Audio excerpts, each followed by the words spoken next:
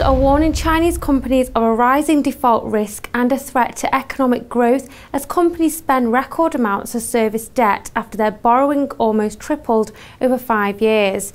According to a Bloomberg survey, total short and long-term borrowing by 3,895 publicly traded non-financial companies rose to almost $1.7 trillion from $604 billion at the end of 2007. Financing costs, including interest and all forms of debt, climbed to the highest level as a percentage of GDP last year. Sanford C. Bernstein and Co. say this means less cash for investment to fuel the world's second largest economy, and the Royal Bank of Scotland Group says the threat of default will hold back interest rate liberalisation. Mike Werner, analyst at Bernstein, commented, "There's just a lot more debt in China today than there was really over in the past relative to nominal GDP.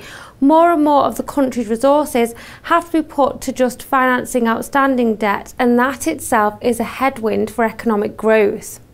Although China exited a 7th-quarter slowdown in October to December as the government eased monetary policy, incoming Premier Li Keqiang may need to confront the fading effects of government support.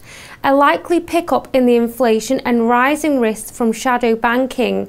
Price growth increased to a 7th-month high in December, driving up benchmark bond yields, and GDP grew 7.8% in 2012, the slowest in 13 years. In 2012, Chinese banks shared out 8.2 trillion yuan of new loans, 10% up from a year earlier and the second highest level on record. A 17.6 trillion yuan binge of stimulus lending in 2009 to 2010 stoked inflation, weakened banks' financial buffers and led to an increase in non-performing loans. Edward Chancellor and Mike Connolly, analysts at GMO LLC, said, "Since then, China's economy has become a credit junkie, requiring increasing amounts of debt to generate the same unit of growth." According to Bernstein's Mike Werner, only 29% of last year's financing was transformed into economic growth, the lowest on record. Mike Werner said, "You could see some of this as a result of borrowing to repay old debt.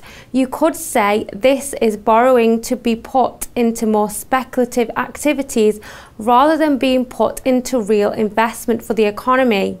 Well, that's all we've got time for right now. Here at Dukascopy TV, we'll be keeping you up to date with the latest financial news throughout the trading week. For now, though, goodbye.